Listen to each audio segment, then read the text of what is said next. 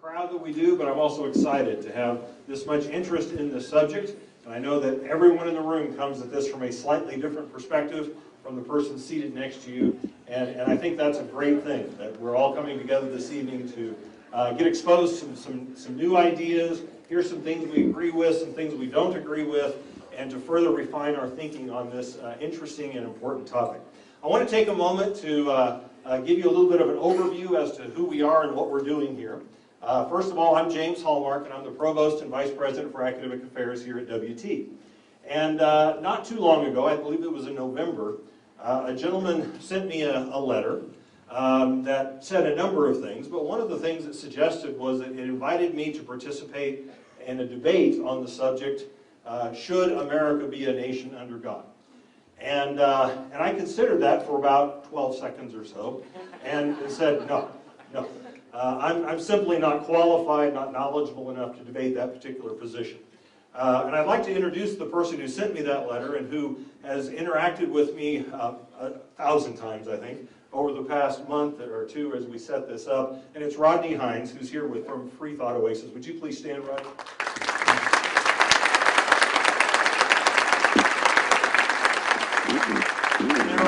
There are a number of individuals from Free Thought Oasis, but we certainly appreciate their support and encouragement and work in organizing this event, and certainly in getting the ball rolling, and we're certainly thankful for that. Well, meanwhile, we needed someone to debate this topic, and I knew that I was not going to be the appropriate person to debate this, and so I called a friend of mine, actually I think I sent him an email, who I know is very interested in Christian apologetics and very much involved with the Ravi Zacharias Ministries, which is one of the largest international apologetics group. And that's John Mazzola. And I know John is here. Where are you at, John? Stand up. Yeah, John, would you please stand up, please?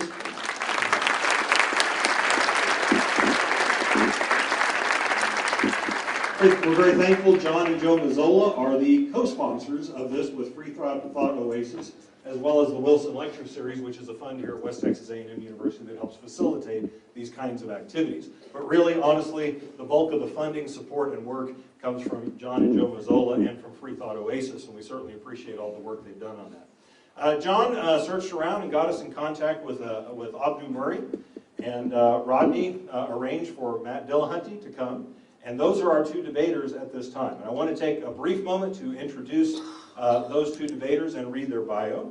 And then I'll tell you what the format for the debate will be. First of all, we have Matt Dillahunty. He's on this table over here.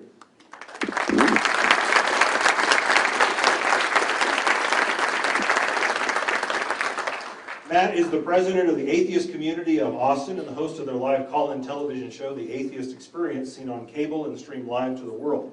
He was a fundamentalist Christian for more than 25 years. His best efforts to become a minister backfired and gave birth to one of the most prolific voices on atheism of the past decade. In addition to hundreds of live television shows and thousands of informal debates on the show, he's also engaged in formal debates and traveled the United States, speaking to local secular organizations and university groups as part of the Secular Student Alliance's Speakers Bureau. He's also the producer of the Godless Bitches podcast with his wife Beth Presswood, and producer and regular voice on the Nonprofits podcast. Over here, we have Abdu Murray.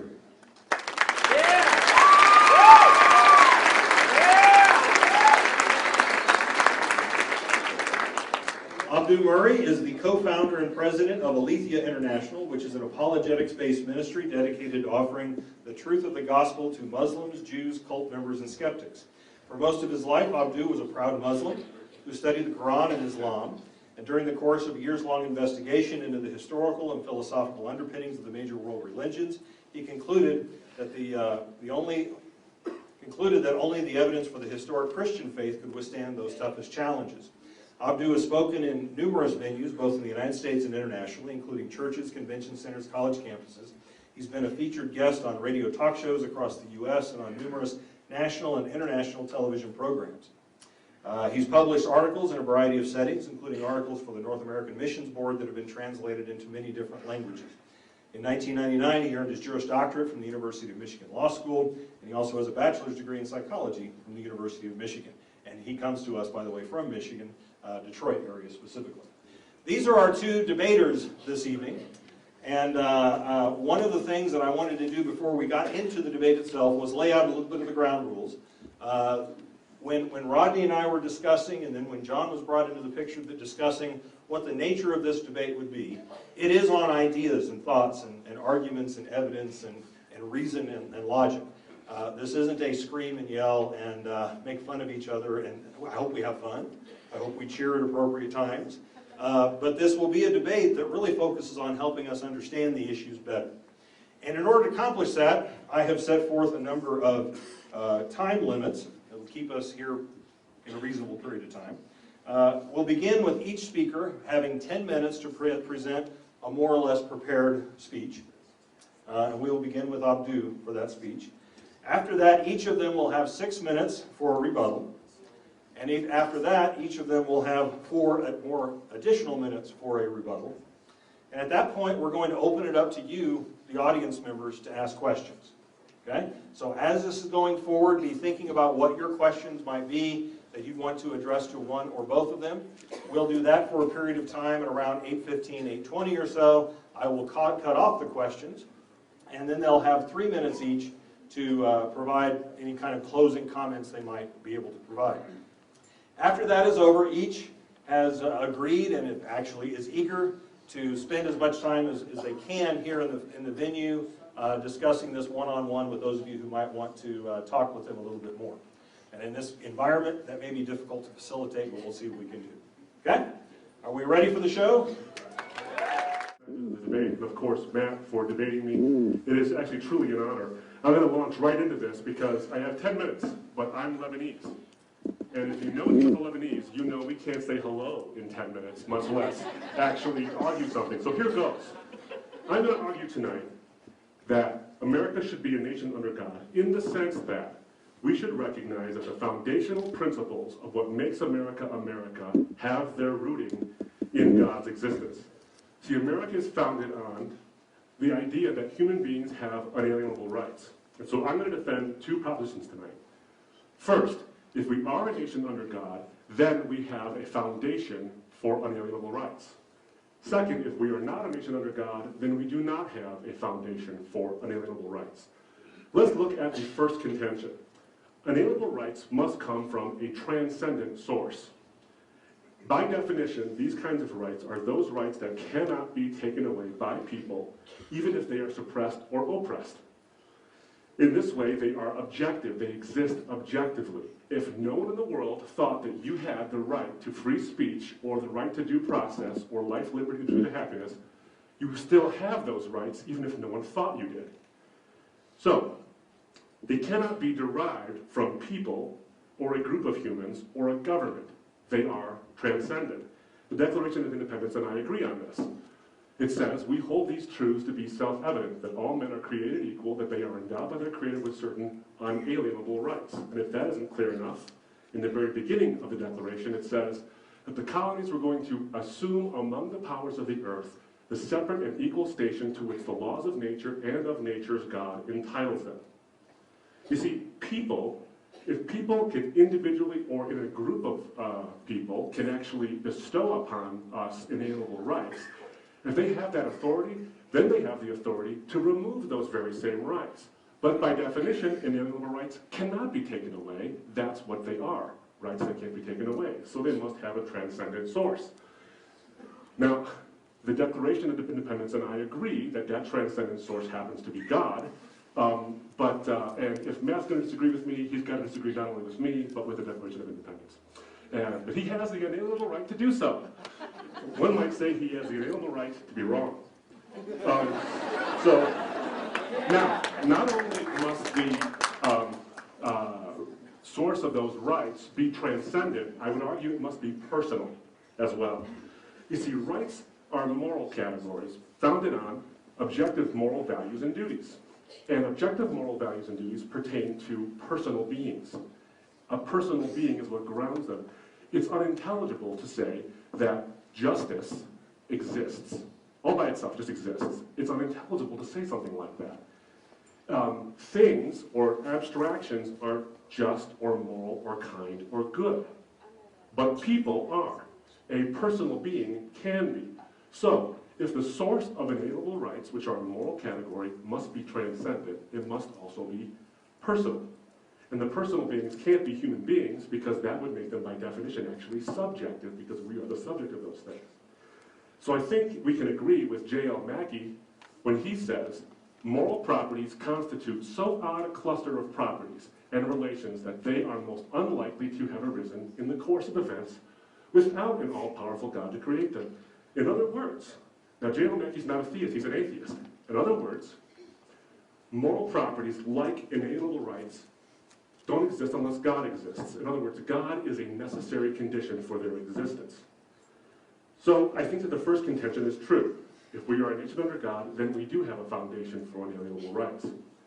But number two is, if we are not a nation under God, do we have a foundation for inalienable rights? I think the answer is no, because if God is not the source of objective moral values and duties that create these inalienable rights, then they don't exist.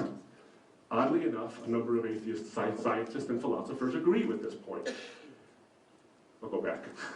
Richard Dawkins, for instance, has said that the universe we observe has precisely the characteristics we should expect if there is, at bottom, no design, no purpose, no good, no evil, nothing but blind, pitiless indifference. And then he goes on to say, we are machines for propagating DNA. It is every living creature's sole reason for being. And the question I think Matt has to answer is, how is he wrong that there's no good and no evil, and how do machines have inalienable rights? Joel Marks, the professor of philosophy at the University of New Haven, points this out. He says, the long and short of it is that I became convinced that atheism implies amorality. Since I am an atheist, I must therefore embrace amorality. I experienced my shocking epiphany that the religious fundamentalists are correct. Without God, there is no morality. But they are incorrect. I still believe about there being a God, hence I believe there is no morality. And thus, of course, no such thing as inalienable rights. And of course, the evolutionary biologist and paleontologist, Stephen Jay Gould, not really happy with the state of affairs, but doesn't believe in God, tells us that we're here by accident or by evolutionary processes, but he goes on to say that we may yearn for a higher answer, but none exists. This explanation, though superficially troubling, if not terrifying, is ultimately liberating and exhilarating. We cannot read the meaning of life passively in the facts of nature. We must construct these answers ourselves from our own wisdom and ethical sense. There is no other way.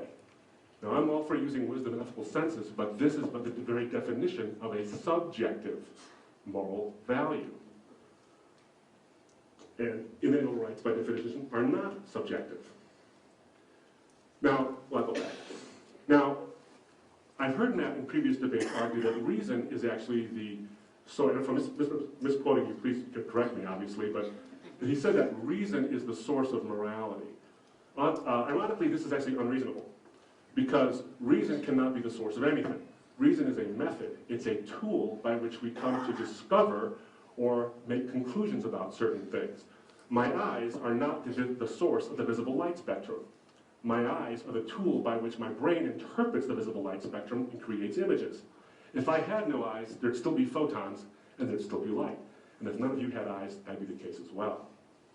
Further, I think we can say that strict application of just reason will lead to something that is unpalatable to the idea of inalienable rights. For instance, Sam Harris has said, in Applying Reasoning in his book, The End of Faith, the link between belief and behavior raises the stakes considerably. Some propositions are so dangerous that it may be ethical to kill people for believing them.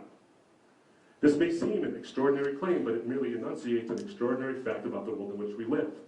He wrote that in his book, The End of Faith, which I will joke and say that it's actually the end of inalienable rights. Furthermore, if reason is the source of morality or the basis for morality, what mode of reason do I use to give self-sacrificially, to lay down my inalienable rights and to life and die for someone else? If all that I'll ever have is this 70-plus years, and the world will essentially end from my perspective, why would I actually give that up? Why not look after self-interest instead of someone else's interest? Someone could say that that's unreasonable. And if reason is the source of morality, then acting unreasonable is essentially the same as being immoral. And none of us here believe that self-sacrifice is actually immoral. Thus, I think we're forced to agree with Kai Nielsen, another atheist, when he says that we have not been able to show that reason requires the moral point of view, or that all really rational persons should not be individual immoral egoists or classical immoralists. Reason doesn't decide here. The picture I paint for you is not a pleasant one. Reflection on it depresses me. Pure, practical reason, even with the good knowledge of the facts, will not take you to morality. So I think that in conclusion, we've seen that if we are a nation under God, in the sense that we recognize that what makes us America, in that we foster inalienable rights, is we have a foundation for those inalienable rights, if we are a nation under God. But if we're not a nation under God, in the sense that we don't recognize him as that source, then we have no foundation for inalienable rights. Thank you so much.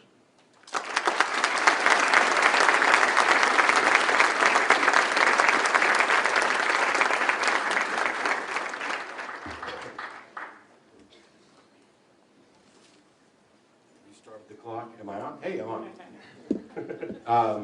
Thanks everybody for coming, by the way, and I'd like to thank the organizers for inviting me to do this. Trust me when I say I really appreciate the turnout and I'm encouraged by this. Hopefully my thank you won't cut too much of my time, because I came for a slightly different debate. I didn't know we were here to debate morality and the source of morality.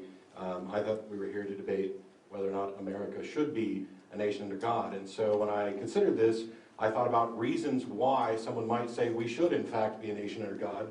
One of them being that perhaps God owns us, and so we are obligated, but that fell apart when I realized that parents don't own their children, they're stewards of children, and that simply creating something doesn't necessarily give you rights over it.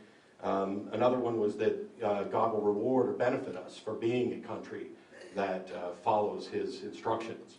And my question to that would have been, how exactly you're going to demonstrate what these rewards are, and how then you're going to demonstrate that they actually came from a God. There needs to be some evidentiary basis for that. The next one was the idea that God would punish us if we weren't a nation under God. That seems a pretty compelling reason to possibly be a nation under God. Unfortunately, this is the United States, and throwing off the yoke of tyrants is why we exist. And so while it may be unavoidable, and you may not be able to thwart a God in the same way that you could thwart a king, it doesn't seem to me to be a compelling reason for a should and ought question. The other one was an appeal to heritage, which we heard a little bit about, and his principle is that, going back to the Declaration of Independence, that the appeal was to God as the source of inalienable rights. And it's true, that's what the Declaration of Independence says. Can't dispute that at all. I don't think it's particularly relevant, just like I don't think, and we were asked to do this debate, one of the things we were asked to focus on was, let's move forward and not just, how much time? Sorry, not just focus on, and not just focus on the past. The thing is, this historical issue just keeps coming up and over again, because it's about who we are and where we're from. And so it would have been very easy and very pointless for each of us to show up and start offering up quotes from our favorite founding fathers about what they believed and why. And as David Barton and others have shown, you can cherry pick to make almost any founding father say almost anything you want. Because you can actually, I was a Christian for 25 years, if you dig deep enough, you can find quotes from me that absolutely agree with him and that completely misrepresent my position now. So we have to be careful when we go back to start quote mining. When we talk about the founding of the country, the original national motto, E pluribus unum, from many one, perfectly acceptable motto, got changed in the 1950s to In God We Trust, as a McCarthy-era reaction to the godless communists. It's now on all of our money. Should it be? Should we have changed our motto? Maybe if we'd had this debate before we got around to that, instead of this reactionary knee-jerk, we don't want to be the godless country, we might have had been able to keep a perfectly serviceable motto. Also in the 50s, they changed the Pledge of Allegiance and added the single most divisive phrase that I can think of just before the word indivisible in one of the grandest ironies I've ever seen, and that is under God. The pledge used to be one nation, indivisible. We divided it with under God. Now,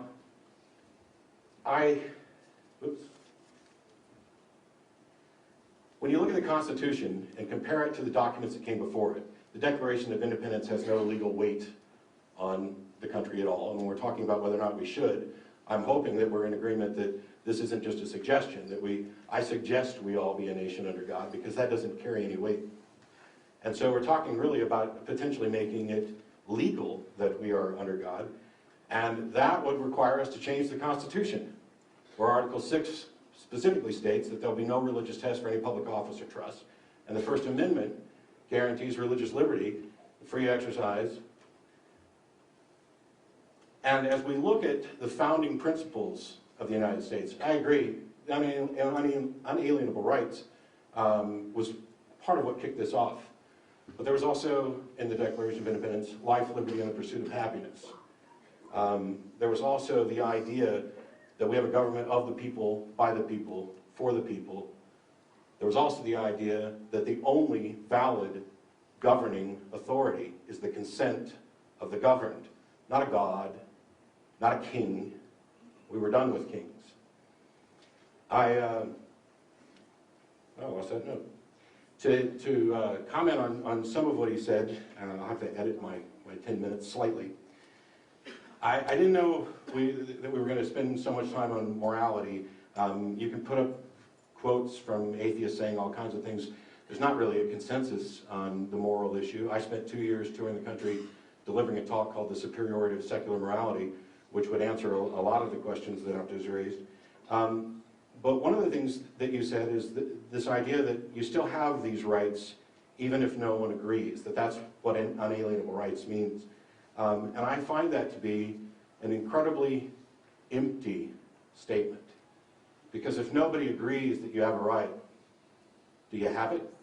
How meaningful is it that you have it? Is this God, which by the way at the time was a deistic providence like God and not the Christian God, that has guaranteed us unalienable rights in the Declaration of Independence, unless he's going to come down here and intervene to ensure that you have the right, you don't.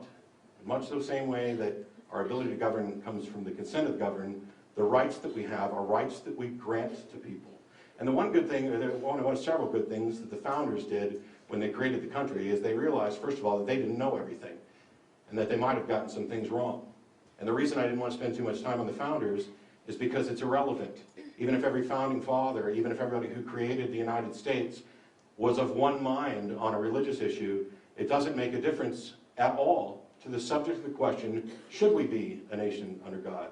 Because we're no more beholden to the founders for their ideas about religious liberty than we are about their ideas about slavery. We are in a...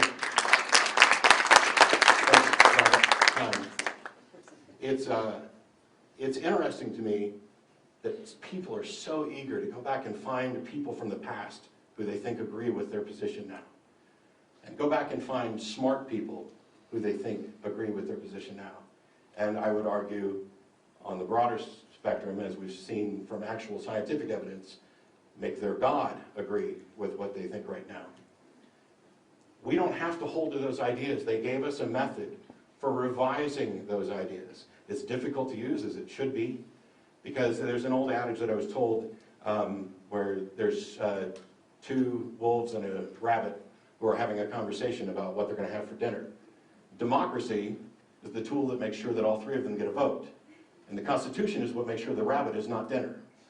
The Constitution exists to protect the minority from the whim of the majority. If you actually believe that there is in fact a God, that your God exists and that he's correct, the one and only God, or that he wants us to be a nation under God, then it is perfectly conceivable that you would believe that we should be a nation under God, as long as you also do not value religious liberty, which was one of the founding principles of this country. The idea that your beliefs, no matter how convinced you are that they're correct, may not turn out to be the majority that ends up being law. And I ask you to address perhaps later on, this is what I mentioned before. You had mentioned during dinner that when the empire gets involved with organized religion, that's a potential disaster. And so I'm wondering how we could ever possibly say that we think America should be a nation under God, because that would be the empire getting involved in organized religion. Whose religion do we go by? Do we say, oh, let's ignore the Hindus and the Muslims and we'll just focus on the Bible? You know, the Scientologists or the Mormons who've added extra books. And if we just stick with the Bible, then we get Judeo-Christian, which is a nonsense word that Christians made up in order to align themselves with the Jews and fighting other people. Because we have to set aside the New Testament if we're going to allow the Jews in. And if we just focus on Christianity, let this be a Christian nation. Which Christianity? Which Bible are we going to use? The Roman Catholic Bible? The Protestant Bible? They have different versions of the Ten Commandments. There are other differences. Which theology are we going to use? Roman Catholic, Presbyterian, Southern Baptist, Pentecostal? Who wins? Nobody. Nobody wins when you start arbitrarily or by legislation and by force encouraging one religious belief as what we should have as a country. Thanks.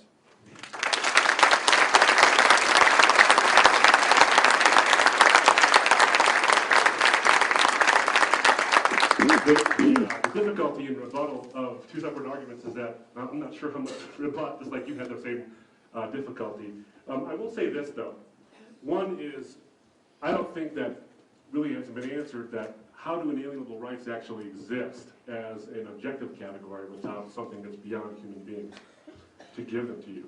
I think it's not a vacuous statement. It's not a sort of empty statement to say that objective moral values exist, even if no one believes them.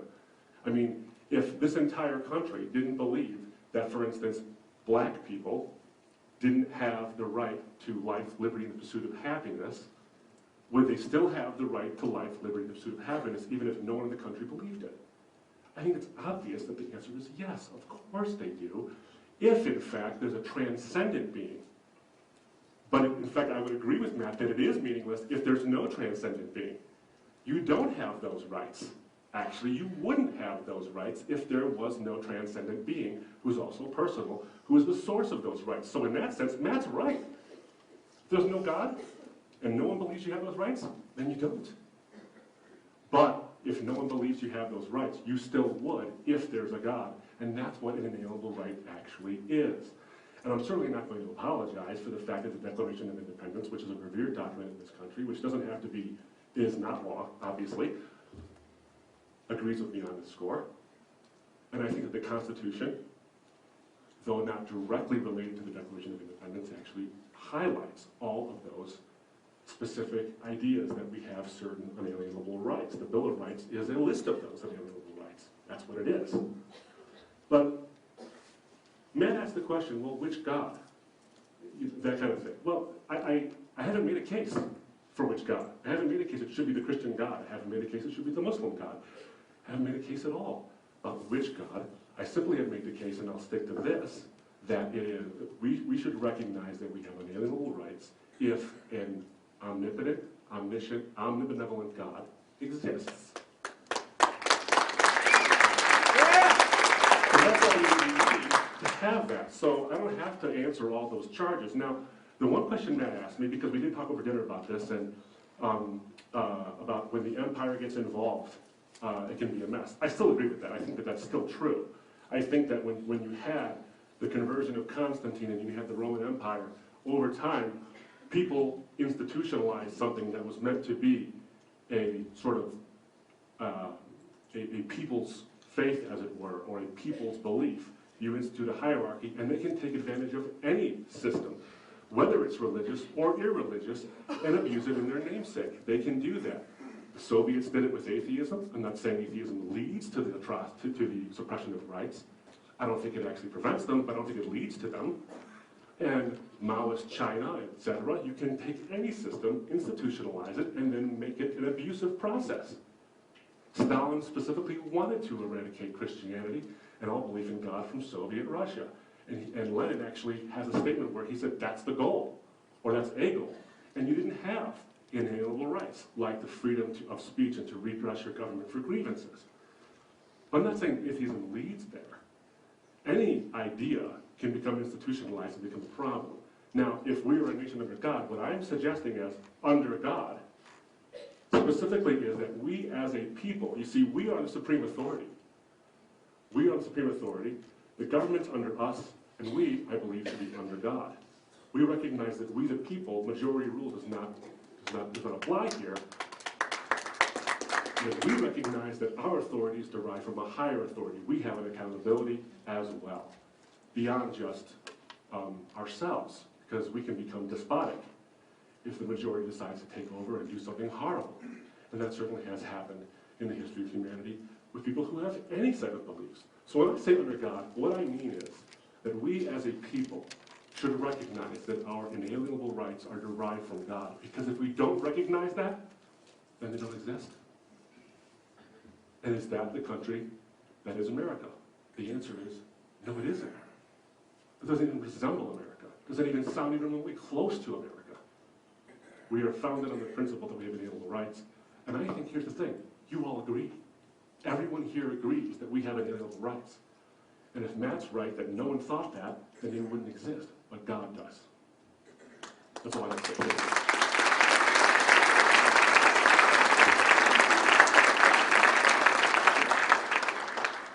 Sure, so we may actually be able to get to questions fairly quick, because I don't know how much rebuttal there needs to be on this.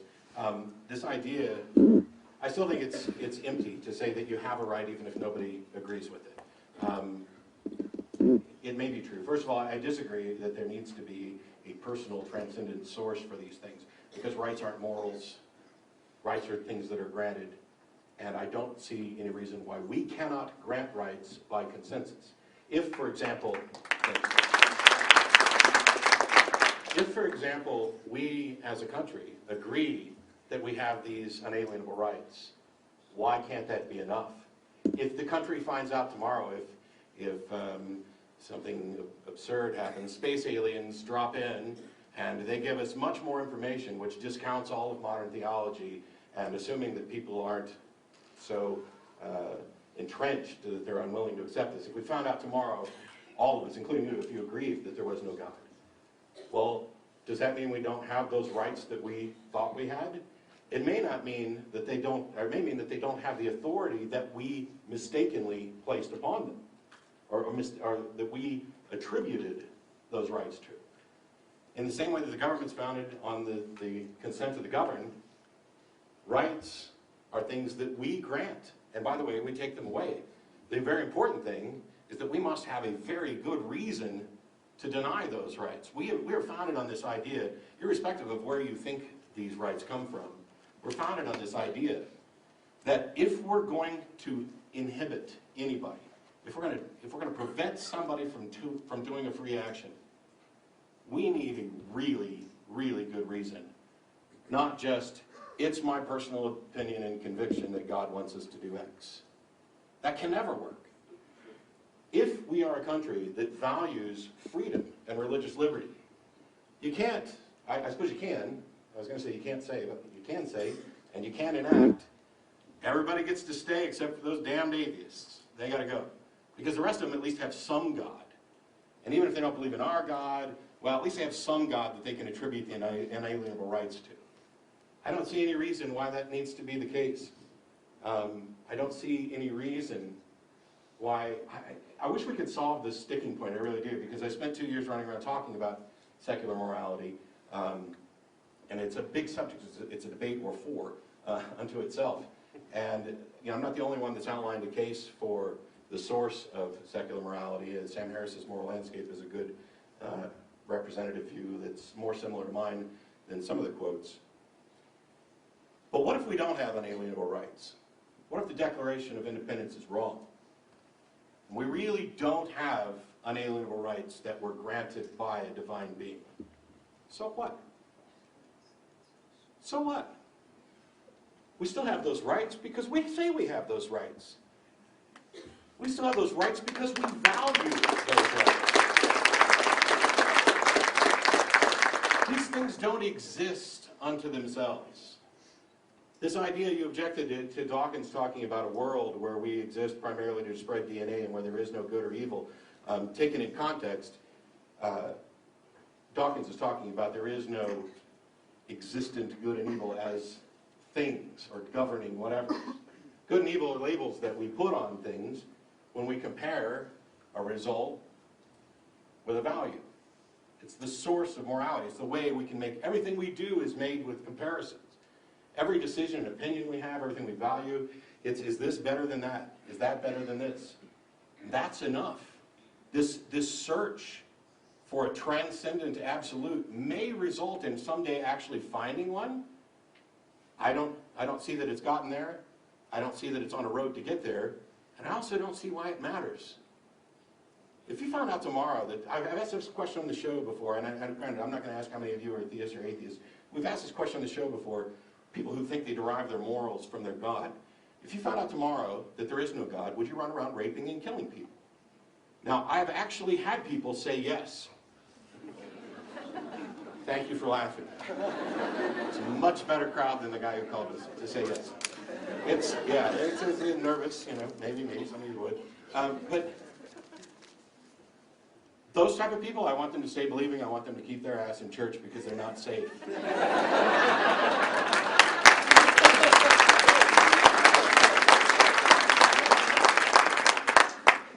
But I don't think that that's representative of anybody else.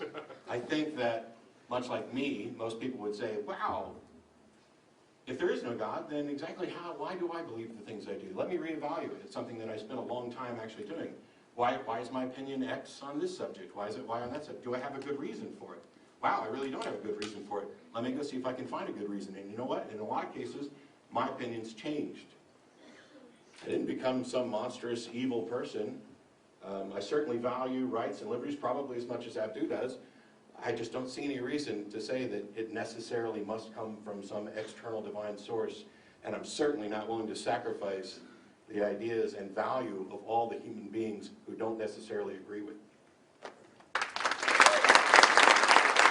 Independence was itself a statement of declaration of independence. It was a statement about a moral fact.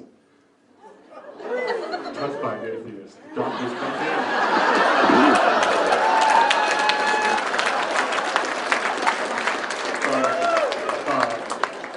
I could be talking to the dark. It didn't go dark while I was talking.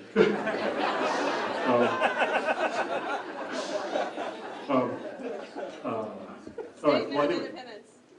Yeah, the Declaration of Independence is a statement of a moral fact that all human beings are endowed by their Creator with inalienable rights. And that the point of that is to say, you, government of England, you, King of England, have done things to us. And it lists a whole list of grievances that we have with...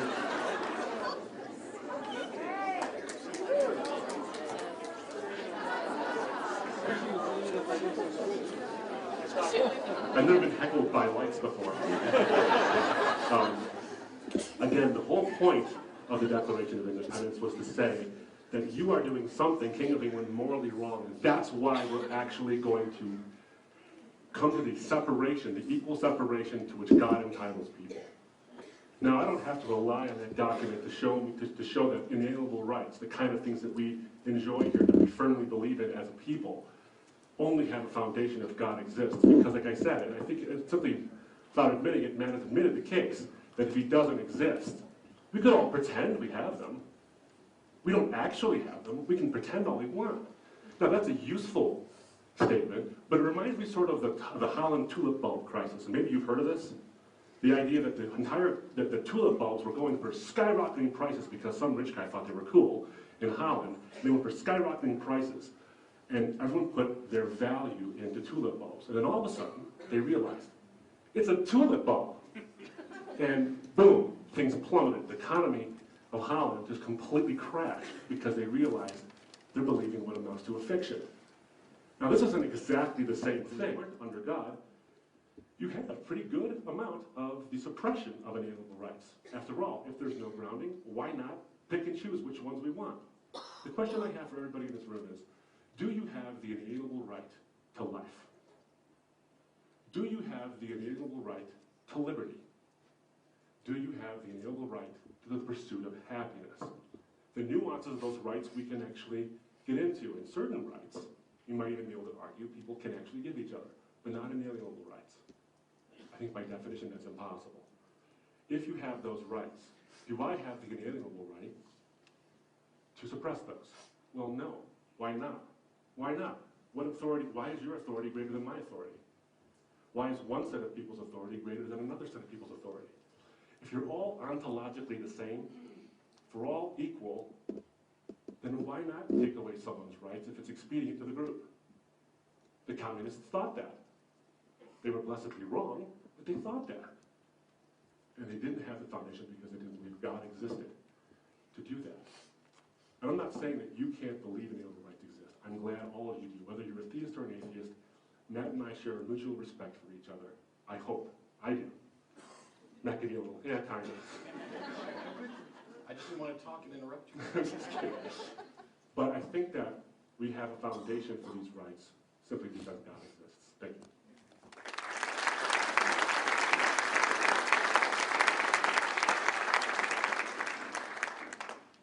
I will try, and try not to fail, to be very, very brief, because this is the last one, then we get to questions, which I hope some of you are excited about. I know I love taking questions.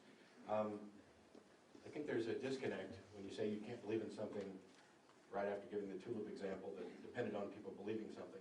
But I'd say that, unlike the tulip example, which you admit might have a potential flaw there, I don't think we're likely to come to the realization that, oh, this life, liberty, and pursuit of happiness thing, what the hell were we thinking? So it's the bottom's unlikely to fall out of that. I agree, it is kind of a group thing. But when you say, do you have unalienable rights? I don't know. Don't care. I value the fact that people before me thought that. I don't know if they're correct in the way that they framed those issues. But I would have asked the question, do we value life, liberty, and pursuit of happiness? Are we willing to protect and grant life, liberty, and pursuit of happiness? And isn't that the most important thing? What more could you possibly need? You talked about what happens if this, we're trusting that this groupthink is going to prevent us from losing these rights, if my scenario is correct. What are we trusting is preventing us from losing those rights now? Is God going to step in and guarantee life, liberty, and the pursuit of happiness? Is he doing that to the people whose rights are being trampled? Those rights are being sacrificed right now?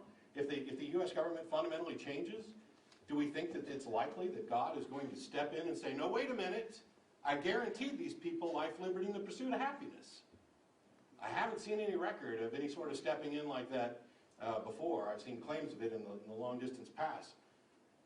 I don't think anybody really thinks that's what's going to happen. So what is it that you're clinging to when you talk about this transcendent personal foundation for unalienable rights? Rights are only as effective as their ability to be enforced, or their ability to be granted. Laws are only impactful and important if they can be enforced. What good does it do to have a law that nobody can enforce? What good does it do to have a right that nobody's going to grant you? What good does it do to have a right that comes from a God if the God's not going to guarantee that you have that right? We are in this together on our own, and that's enough.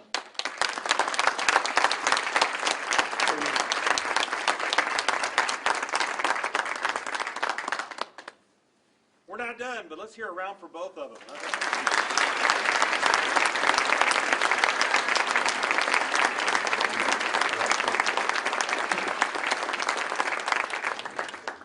All right. Am I on? Not on. I don't hear anything. Now am I on? Yeah. Okay. Here's what we're going to do. I got to tell you, you're very crowded in there, and I know that it's difficult to get out of there to ask a question, but it's equally difficult for me to get to you with the microphone. So if you have a question, I want you to line up behind this camera here, and we're going to just pass the microphone back as we go forward. We will start with a question that I've asked to go ahead and get us rolling, but as we're doing that, a couple of ground rules. First of all, no speeches, okay? We paid these guys to give the speech, all right? No speeches, just a nice, concise question. You got right? paid? Pardon? Our co-sponsors paid these guys to give the speech. Second is that you notice here the camera. There's other cameras, and that's the media. You notice the cameras here. This is being recorded. It will be uploaded, kind of a YouTube type upload, and it'll be connected to the WT site, I don't know, within a few days. I'm not sure how quick it'll be. So if you're wanting copies of what happens here tonight, that will be available on the WT website, so watch for that. Third thing, just a very simple logistic thing. If you rode the shuttle over here and you saw that it's from 6 to 9 o'clock, don't worry about it. The shuttle will continue until everybody is back over to the parking lot. It'll just be continually running back and forth, so don't worry about the shuttle. It'll get you back over there. All right, let's dive into the questions. You can step forward to the camera here. Mr. Abdu, oh, sorry. Mr. Abdu, like man, I realize that the topic of the debate shifted just a little bit, so you'll excuse me if the question is just slightly off topic. Okay.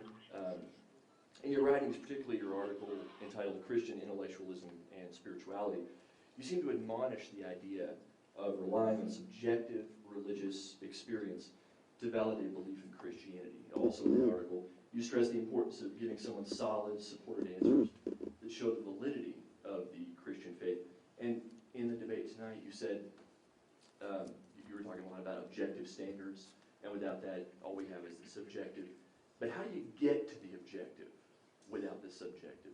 Well, assuming for the moment that there was an objective standard, the only way to know that is subjectively.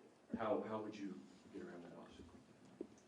It's a good question. I actually don't think that the only way to get to that is subjective. I think that you have the faculty of reason and the faculty to be able to use that reason. I think Matt would agree as well that if you come to a determination of a fact about science, for instance, or about morality, or about something, you didn't come to it subjectively. Sure, the subject came to it, but you used a faculty you have, which is reason.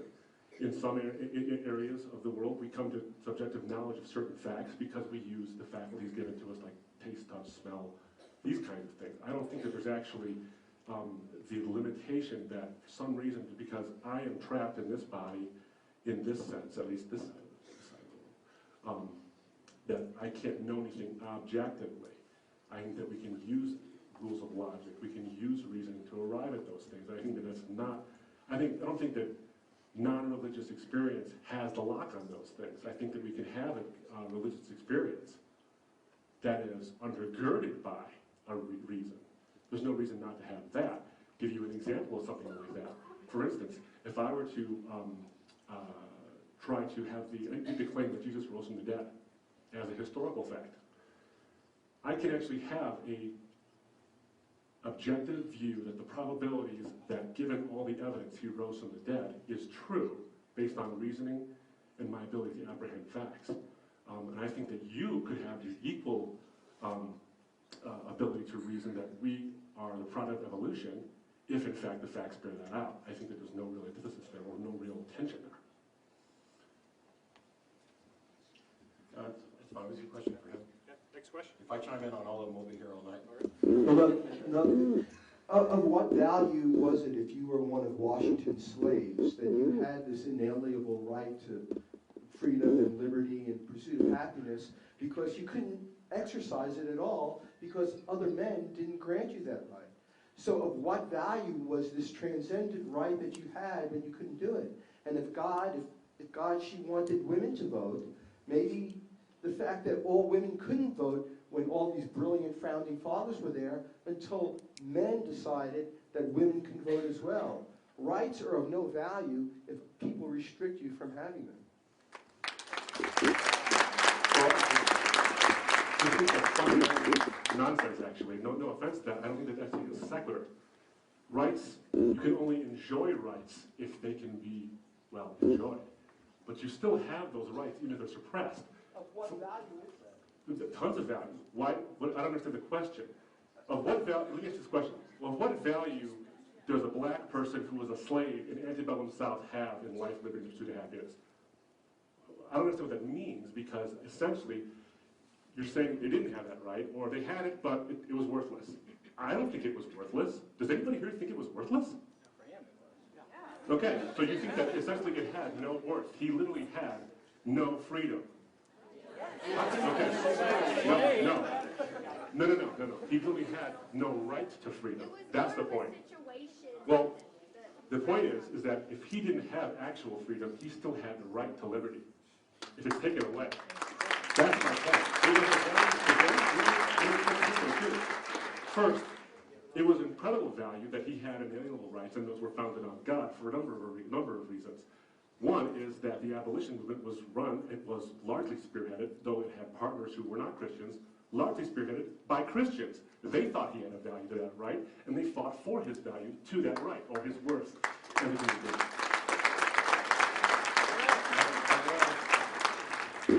I will chime in for just a second, just in case you want to change the wording next time. But when you say he had that right, but the right was taken away, if something's taken away, you don't have it. It That's was the oppressed. problem. I'm sorry, it was oppressed. If I have the right to the pursuit of happiness and you have me shackled in a box, that right doesn't exist. At that moment, it has been taken away.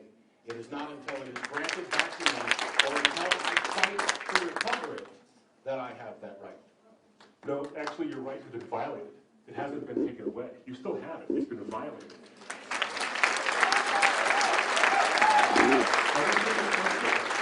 You have the right to free speech, and it's violated. You still have it. The courts make sure that it's ensured. It doesn't make any sense to say it's taken away. It wasn't taken away. But if it's taken away, then you can't get it. Then you're in jail, and you should stay there because you don't have a right to freedom. Why let you out? It was taken away in the sense that it was violated, not that it was actually removed. You still have it. And I point out that if we're going to do a semantic trick like that, then you have the right to everything. It's just that some of them have been violated. We're going to go on to the concept. Taken away and violated are specifically two different ideas. They're specifically different. Sorry, go ahead. One next question. Thank you. Okay, my question is, you said that we don't have to answer the question of what group's religion or God that we're going to live under, but if that's the case, how do we detect these so-called unalienable rights? If we don't have the Bible or the Quran to go by, then we have no way of detecting those unalienable rights. Well, what I said was that I wasn't making the case today in this particular debate. My case does not depend on any particular view of God or any particular source of a special revelation about God. That's what I was saying. So I was making a very modest claim that belief in God, that belief in any particular God or allegiance to any particular God isn't necessary to actually think that inalienable rights have as their foundation the existence of a transcendent personal being. Here's the thing, you can use, I think this is actually biblical, but I don't have to rely on this, that you can look around you and use reason and logic. I think it's reasonable and logical to say that if inalienable rights are objective, then they are independent of human opinion or belief. And if they're independent of human belief, then they're transcendent in that sense. And if they're transcendent in that sense because they're moral categories, they also have to be personal. So the source of your rights has to be a transcendent personal being, ergo God. I didn't use the Bible one time for that. So you don't have to have the Bible to actually believe that or have that as your founding or the rooting for your inalienable rights. So that's what I would say. Now I think that we can, because we have First Amendment rights, we have a marketplace of ideas. We do have that. I think that, by the way, I think that's actually a biblical idea, that you can, New Testament idea specifically, that you can have this marketplace of ideas. It's not exclusively New Testament, it just happens to be, I think, also New Testament. But you have the right to disagree and find out, should this be a nation under God? That's the question for today. I think that if inalienable rights mean anything, then we should. But you have the right to disagree or agree and compete in the marketplace of ideas so that we can say, well, which God? Or gods, or whatever you want to say. They're up for debate.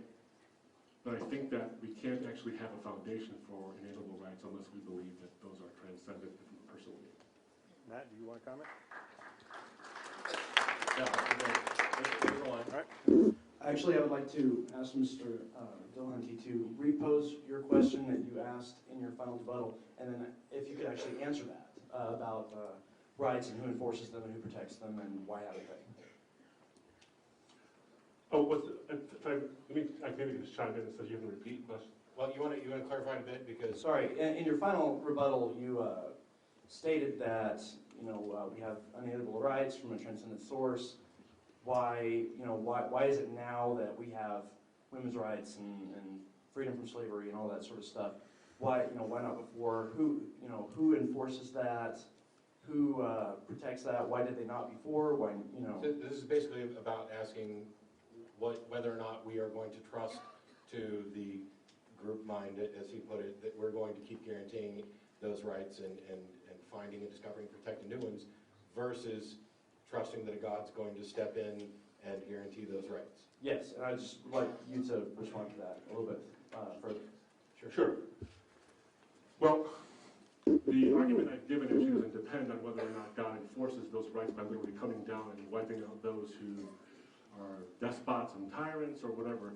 One could actually say that in the history of humanity he actually has done that. Who knows? Maybe he uses human beings as his instrument for that.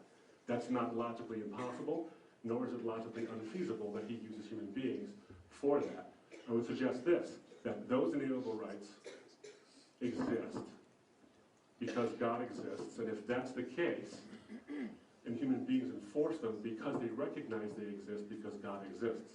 And I would simply state that nothing prevents human beings, and we've seen this in the past, from just simply saying, well, there are no inalienable rights because they don't have any grounding, and so we're going to oppress them. But people who have believed in God, and even those who haven't, but I think people who believed in God have come along and fought for those rights and guaranteed those rights as well. I think that that's not impossible, and it simply could be an instrument that God uses to actually guarantee those rights. And if you look to, again, I don't want to necessarily appeal to the Bible as my authority on this, but I think it makes sense in this case. When Paul says in Romans that the moral law is written on people's hearts, that certainly could be the case. That could be the case. And if it could be the case, then why isn't it also possible that God uses humanity who recognize these things to be the vouchsafers or the vice-regents or the army, as it were, that enforces these inalienable rights? I think that's certainly possible. And maybe he could, if he wanted to. There's a bunch of biblical reasons I don't have time to get into why you could say, why doesn't he just come down and start smiting people, and use biblical language about smiting. I love that word. Smite. Why doesn't he do it? There's a whole bunch of reasons why he could say, I don't know, or maybe he has morally sufficient reasons for not doing so. But essentially, I can say that there's a possibility that exists that God uses human beings to do it. And that possibility, if the possibility is there, then I'm not actually, there's no reason to disbelieve it. I mean, not disbelieve it, there's no reason to say that it isn't possible. Matt, looks like you got a comment? Wow, I'm glad you corrected that, because there's no reason to disbelieve that would have stepped in it. I agree. As long as it's possible that a God exists, and by the way, there are some gods that I don't think are possible, they're internally inconsistent, and I think we can probably define one. But if it's possible for God to exist, then yeah, it's possible that God could work through people. My question is, what reason do we have to think it actually happens? What reason do we have to attribute? Why is it that people do good things and God gets credit? Now, when I look at this particular subject, we kind of dance, about, oh, they're unalienable rights, and I'm saying, no, they're not necessarily unalienable rights.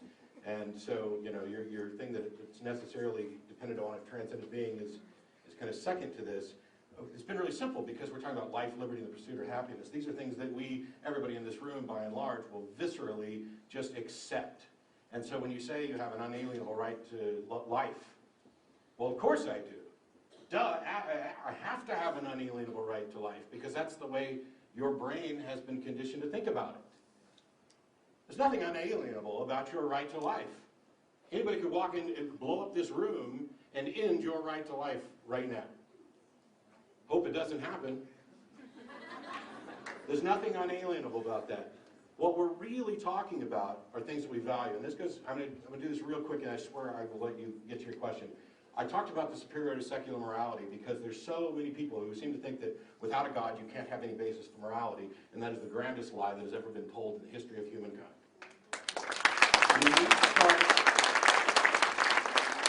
You need to start with nothing more than the fact that I prefer being alive to being dead. And so do you. And so we agree that we'd rather not be dead. And you begin with those very simple things. And by the way, the people who throughout evolutionary history preferred being dead to being alive died.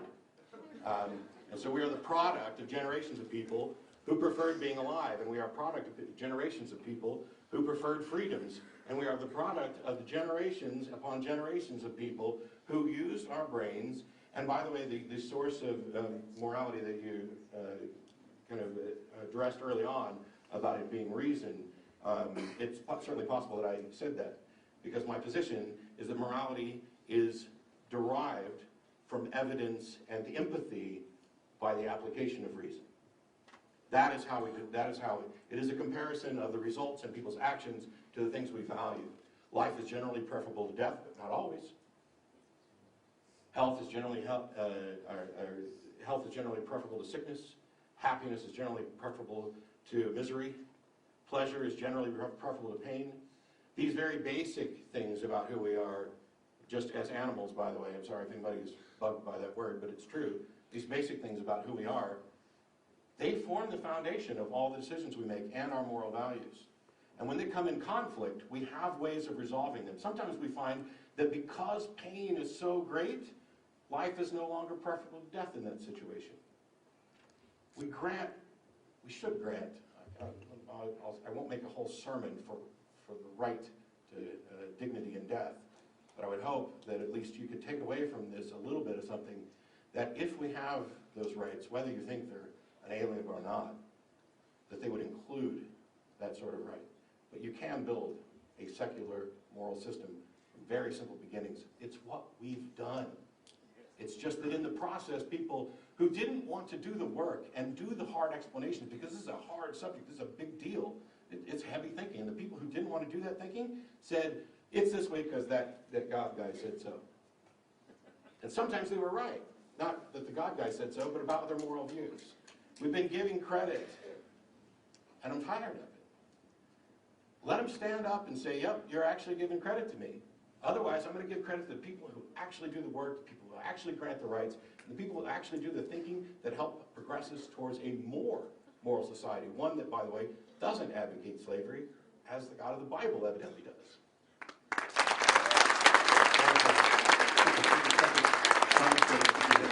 Yeah, and now it's more of a sermon than I had planned. Well, I just a couple of quick things to say about that. One is, actually, when someone does kill you, they don't take away your right to life. They take away your life. Second, that actually shows, and I think that, I'm not disagreeing with him on his view. On atheism, he's probably right, that we are animals. Animals don't exhibit moral values. When a shark forcibly copulates with another shark, does he rape her? No. When a zebra is killed by a lion, does the lion murder that zebra? No. So my question is, if we are just a product of evolution, then all the things, life being preferable to death, all the things, they are what he just said they are. They're preferences. They're not rights. They're preferences. We have evolved in a way that keeps us from being dead. That's all. It's a survival characteristic. And if we are just animals, then there's nothing more to it. I mean, then we don't actually have inalienable rights. And he's actually made the point for me.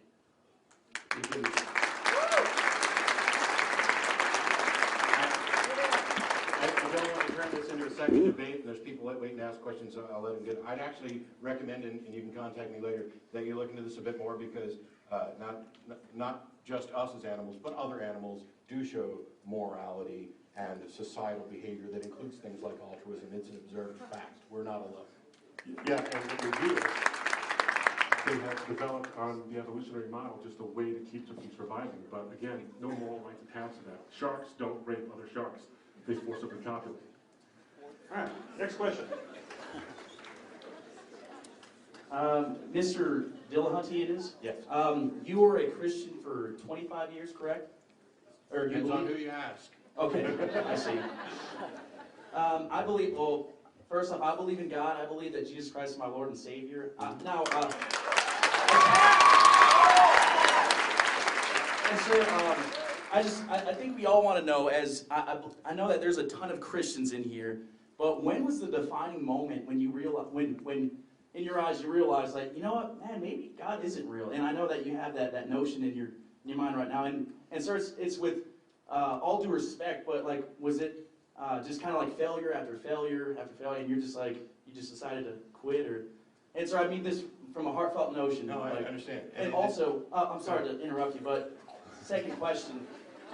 Also, what do you think of the word faith? Like, what do you think about that? Sure. And love. That's my question towards you, sir. No, I understand it, and don't worry about, trust me, these issues are big, and I offend people all the time, and I don't ever intend to offend anybody. I am honestly here expressing my views. My intent is not to belittle anybody's beliefs. I didn't get, by the way, more intelligent when I stopped being a Christian. I just thought about things differently and had different information. My IQ didn't go up. I don't think Christians are stupid. Everybody else in my family is a Christian. The short answer to your first question, there's not really one. I was in the tech industry for a number of years. Actually, I was a Christian growing up, and my mother and others were convinced that I was going to be a preacher. Some people say that I am. But I didn't want to be a preacher, and so I left high school and joined the Navy. Spent 8 years in the Navy, then worked in the tech industry, and around 2000 or so, 2001, when I lost my job in the tech industry, I decided, okay, this is clearly a message. This nagging feeling that I had been running from a calling to ministry had been plaguing me for my entire adult life. I had always been a believer. I wasn't always an active believer. I wasn't always a good Christian. I was backslidden and doing all kinds of things at different times. I don't want to make it sound like I spent 25 years as, Billy Graham or something, who, by the way, doesn't believe in a literal hell. But I get distracted too easy. What happened was, I decided, if God wants me to be a preacher, if God wants me to be a minister, if God wants me to do this calling, I will do it. And so I spent 18 months to almost 2 years in study with the intent of going to finish college, going on to seminary, and if that's what God wanted me to do. And so I spent this time in prayer. I counseled with family members and ministers. I did a lot of studying, and I found out a lot of things that I didn't know. And what I found, Benjamin Franklin has a great quote where some books against deism came into his possession, and he found the arguments for deism more compelling than the arguments against them. That's pretty much what happened to me over about a 2-year period. But I continue those studies. There's probably a bunch of stuff that Abdu and I probably still agree on.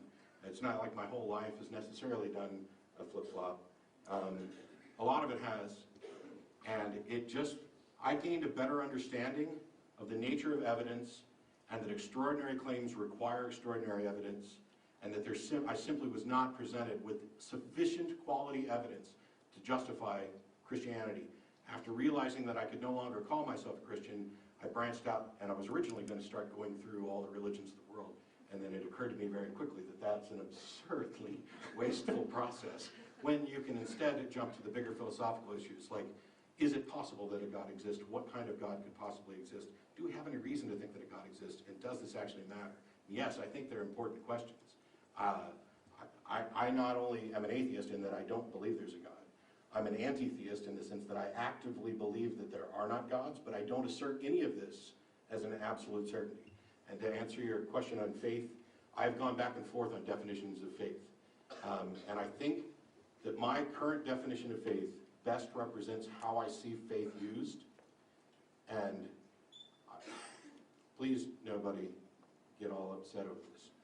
Based on the way I've seen it used, faith is the excuse people give when they don't have a good reason. Because if you have a good reason, and evidence for your beliefs, you don't have to make an appeal to faith. Now, that's not how everybody uses faith.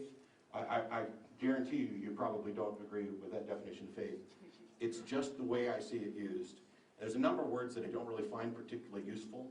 People say, you have faith in all kinds of things. No, I don't. I don't have faith in that kind of sense in anything, or at least I strive not to. I have trust, I believe things to varying levels of confidence, and I'm with David Hume, who pointed out that the wise man apportions his belief to the evidence. And that's my take on faith.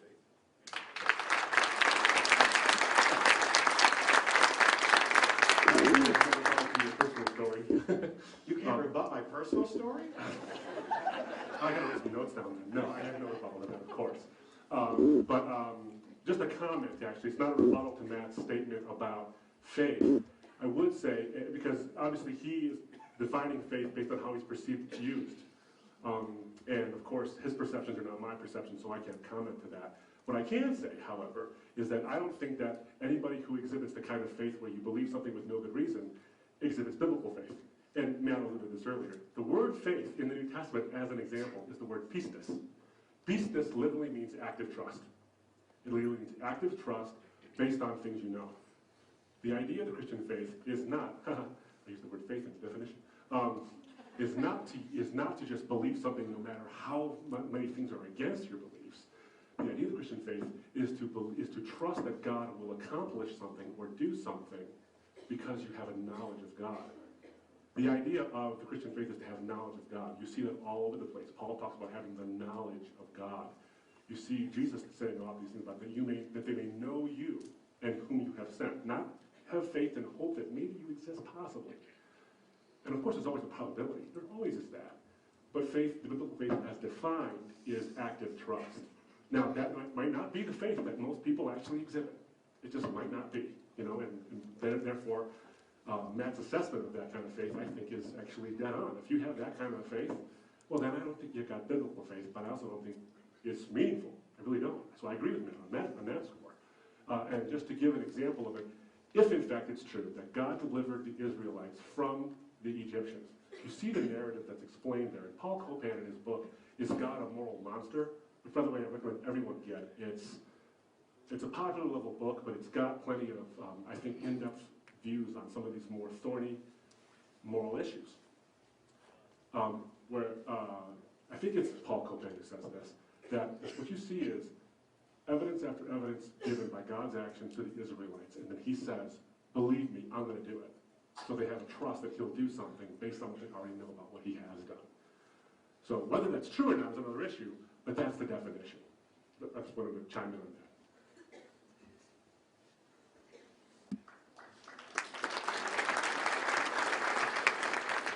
My question is for Mr. Dillahunty. Obviously, first off, I wanted to say I respect you for coming in here and obviously coming up in front of you and expressing of us and expressing your views on because there's a lot of Christians in the room and I respect that. Thanks. But It's that way at home, too. obviously, you can. I can't fight you with Scripture, considering you don't think that it's. Yeah, you might as well quote Captain Kirk. Exactly. You don't believe that it's divine. But I want to hear your take on how can you not believe in a divine creator with something as simple as the complexity of a blade of grass or of a cell in the brain, Sure. or something like that. Like, asking your opinion on how can you believe that just happened? Yeah, I'll try to be brief. I realize we're going on really long, and I'm sure it frustrates people. Why is it that I don't accept the idea of intelligent design when I look at the complexity of something like a blade of grass? And it's simple. Complexity is not the hallmark of design. Simplicity, by the way, is the hallmark of design. But when we go around determining whether or not something is actually designed, we do not look at complexity. Design is a matter of contrast with naturally occurring. And I find it interesting that Paley's watchmaker analogy, which is often used of walking along a beach and finding a watch, and so it's so clearly designed because it's complex. No, it's really not because it's complex. It's because it's different from everything else around. The Christian model, many Christian models, many theological models that have an intelligent designer, in that, your analogy would be you're walking along a beach of watches in a universe of watches while you're made of watches, and you're picking up this particular watch and saying, hey, this is complex, it must have been designed. Because the Christian model is that everything is designed. The beach, the sands on the beach, the hairs on your head that he knows the number of, the stars with the names. So complexity is not the hallmark of design. Simplicity is. The trigger for finding design is by contrast with naturally occurring. And blades of grass and human beings are naturally occurring.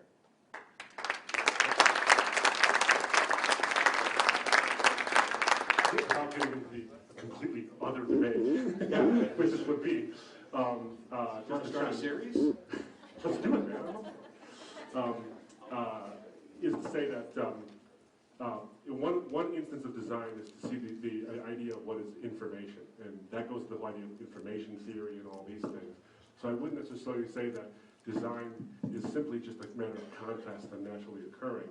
I would also say that design, for instance, I can think of a lot of things that aren't naturally occurring, that aren't designed either. My daughter just runs into a room and starts tearing up stuff. She didn't design the mess. But it is an agent causation, so I'm not sure you can actually show that, that naturally occurring or random versus ordered is the real litmus test there. I think that information is part of the equation too. That's all I'm going to say. I'm not going to necessarily go into the whole thing because, again, that's a totally different thing. Can I hit that real quick? Yeah. Is there an instance of finding a mess of paper somewhere that is not the result of an agent? Does that naturally occur? Do papers just make a mess on their own? Well, no, and I would suggest that nothing with information on it just happens by itself either. Right, I'm just saying that the example is one that it's not naturally occurring, therefore we can see that it's designed. It doesn't matter that it appears random or that it appears complex or that it appears simple. Well, I guess this is what I meant my point. Every single thing, if you can have what Behe calls, obviously no Behe stuff, about irreducible complexity, if everything has that, well then, what is naturally occurring? But I guess the point is that I'm trying to understand the distinction you're making. Maybe, again, this is like talk later. Sure. Because this is obviously a debate that's completely different than the current one. And I'm not an astrophysicist or these kind of people, but I do know some stuff. But anyway. We're in the same boat. Yeah. Excuse me, sir. What is your name again, Mr. Dillahunty? Yes, but you can call me Matt because that's what I like. It's my name. Correct me if I'm wrong, but would you agree that the only reason for the creation of atheism and all these other schisms within the religion and everything is the fact that we didn't come to an understanding with each other or with what we could not understand, which is a higher being?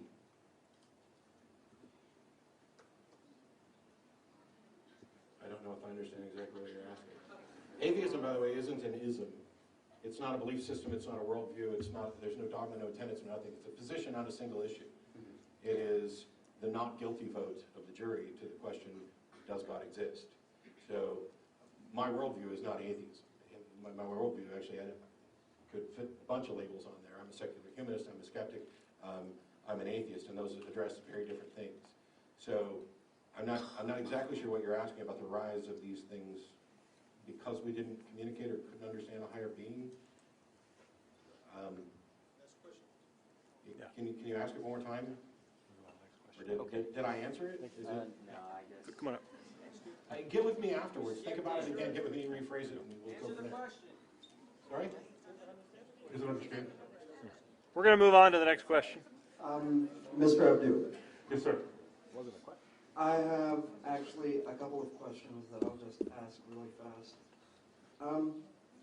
Why is it that Ask you one question. You got one question. We got a line here. We're done. why is it that the United States of America deserves to be a nation under God if this nation was founded by people who stole land from the natives? And why do we deserve to be a nation if Christianity, Catholicism, and Islam, etc., didn't originate from this country? Why can't the original country be a nation under God? Okay, I sort of asked, but I'm not sure I totally understand the second part of the question. But why do we deserve to be a nation under God? I think this is sort of a non sequitur there, because deserves got nothing to do with it. It's just simply we actually don't deserve to be a nation under God. We don't deserve His protection. We don't deserve His protection. Because He is gracious, and remember, He has allowed that despite human failings. So deserving has nothing to do with it. It actually doesn't logically pertain to the issue. And I'm not sure I totally understood the second part of the question, but it seems to be a reiteration of the previous question that says, well, which God is it? Why should this country be a nation under God? Could you explain it better? I don't understand that, that's all. I think maybe the origin of the other religions, like the nations where those originated, is that Yes. what you're asking? Those countries are not necessarily a nation under God? Why do we deserve the title, or like deserve such a battle? Well, we don't deserve it. I know, But- but why should we have it? Sure. Well, the answer to that is simply, again, I go back to the case I made. I didn't make a case for any particular God. I just think that I'm making the case for a transcendent being who was personal, who was the source of these inalienable rights. I think it's perfectly fine and reasonable, and we should be doing it, where we have the liberties to discuss whether or not being under God is a good idea. That's what this debate is kind of about. I mean, Matt has the inalienable right to go do that, and so do I. It's not a matter of deserve, it's a matter of what we can debate and discuss and arrive at to see if these things are true. Everyone here, I think, agrees with that. Is it for me? Oh, yeah. I'll keep standing. No, okay. Oh, I'm sorry, Matt, I totally... No, we're good. Okay. I don't want to make people wait. Anyway, you were saying earlier that if these are not objective morality, that's not transcendent, if it's just the result of evolutionary processes and we're just animals, why is that insignificant? Because I think that's actually quite exhilarating to know that we live in a world that permits all of these really cool ideas. And why is that less significant than if it was transcendent? Because you were saying earlier that you were comparing it, you said we can't just get it through reason. It has to be transcendent. You compared it to light, if we didn't have eyes. Well, that's actual, we know there's light because it's measurable and demonstrable, but Sure. Morals, aren't those more abstractions? Moral values and duties exist as, well, I guess that kind of went through different, whoa, over there is where I was going. Reason isn't, my point was reason isn't the source of anything. That was my point. We can use reason to arrive at many truths. Many truths. We do it all the time. I hope that we try to do it today. And I hope that you all exercise some modicum of it today to try to arrive at that same thing. I think that that's actually what we should be doing. So I have no objection to reason. I think that we should embrace it absolutely wholeheartedly. But we shouldn't elevate it to some kind of, like, the end-all, be-all of some kind. My point in the eye example was that certain things are objective regardless of our perceptions or beliefs of them. That was my point on that whole thing. I don't find it, contra Stephen Jay Gould, exhilarating that there's no higher meaning than what we give. I don't find that exhilarating. I find that to be, well, empty, because one, that higher meaning can change. In 10,000 years, it might be completely different, utterly different, something you and I would be aghast over. Yeah. Maybe it's better, who knows? I don't find that terribly exhilarating. I find that, as Stephen Jay Gould said, terrifying. Questions. It was front-loaded against me for some reason. I'm not sure why that was, but hey, I'll take it. It's okay. It's fine with me. I do want to thank you all. I want to thank Matt especially. Matt is an incredibly gracious guy. We had a great time at dinner. I just am hoping that we can have further interaction on not only just these issues, but issues in general. And I want to thank him especially for this, and the organizers as well. I've defended the propositions that if we are a nation under God, then we have a foundation, a philosophical foundation for unalienable rights. And that if we are not a nation under God, we do not have a foundation for unalienable rights. I don't really think that that's been challenged in the substance today. I think that because they are by definition rights that are not given by people nor taken away by people, that they are based on a transcendent source that I believe must be personal. Now, not just me, of course, we have that as a founding principle of our country, and I think that we have that as a founding principle of the people of this country as well. So inalienable rights, I think, are rooted in these objective moral values and are therefore rooted in a person. And that person is a transcendent person, that person being God. In short, if we are to be a nation that upholds the ideal of inalienable rights, I think we've actually seen today that if we don't have God as our foundation, we can say, is that inalienable? Maybe it's not. Maybe we don't even have inalienable rights. And that's actually alluding to the possibility there. Well, if that's the case, then we are not a nation founded upon inalienable rights. Well, we're founded upon it, but we don't continue to uphold that value unless we believe in a transcendent being that grants those inalienable rights. The question has been posed, of course, is which God? And my argument hasn't depended upon that God. And I haven't tried to say we have a legislative duty to impose that God on you. I'm saying that if we are under God, we as a people, I think it would behoove us, I think it would be rational, I think it would be in the interest of the nation if we were a nation under God because we recognize that those inalienable rights actually do exist because He exists. And that is something that we can do as a people. Not by government, not by legislation, but as a people. See, God, I believe, is a metaphysically ultimate being. He's the greatest possible being. And He would express the greatest possible good, or ethic, which is love. And if He's the greatest possible being, then He would express the greatest possible ethic in the greatest possible way. And that's self-sacrifice. And I haven't argued in this debate for any particular God. I will make a suggestion. If the greatest possible being would do the greatest possible ethic, which is love, he would do it in the greatest possible way, which is self-sacrifice. And you find that God in the gospel. He is one to which I would actually encourage you to look into if you don't know him. Thank you so much for your time.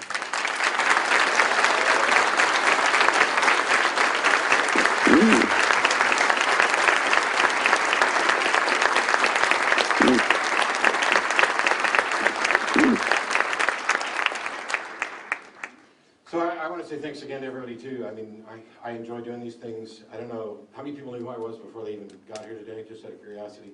Not that you're the atheist, I'm not trying to target you.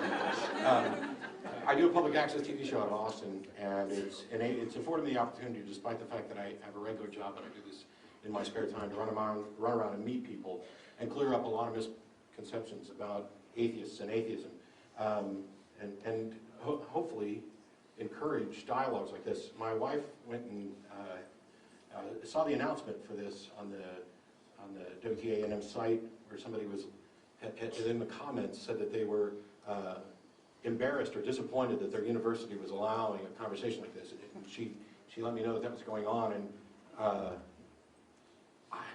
if that person's here, come up and talk to me later, because we don't hate each other.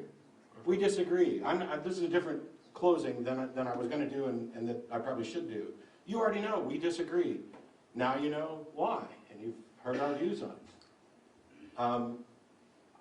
There's not much else to close with apart from repeating myself, but I will say that when we talk about what it means to be under a God, we're talking about in deference to, in accordance with somebody else's wishes. And it's nice to claim that maybe it's a higher power. I know people are, even non-Christians are, and even some atheists are often enamored of this idea of a higher power. I don't see that it's very, first of all, I don't see that it's true, which is my one and only objection. If I see it's true, I change my mind. And the thing that I probably shouldn't do in a debate is admit that there's a possibility that I am completely wrong tonight. I don't think that's the case. I gotta cut you off quick. I don't think that's the case, or I wouldn't be here. I wouldn't be here defending it. But I have to admit the possibility that I might be wrong about the existence of God, about unalienable rights, things like that. And so it's not that atheists or me or anybody else is necessarily closed-minded to these sorts of things. It's a difference in the way we process evidence. And when I talk about, I served in the military for 8 years. I'm patriotic, but I'm not jingoistic. I'm not going to come in here waving the flag, well, I'm not reading the Bible anymore either, but I'm not going to come in waving the flag talking about, this is the best country on earth and all this other stuff. I'm not going to trash it. I'm just going to say that my understanding of the foundational documents, oh, yeah, 30 seconds. 30 seconds, sure. We've added under God to the pledge. We've changed the motto to In God We Trust. Do we change the poem on the Statue of Liberty, the Give me your weak, your poor, your 100 masses, and add as long as they believe in God? I say no.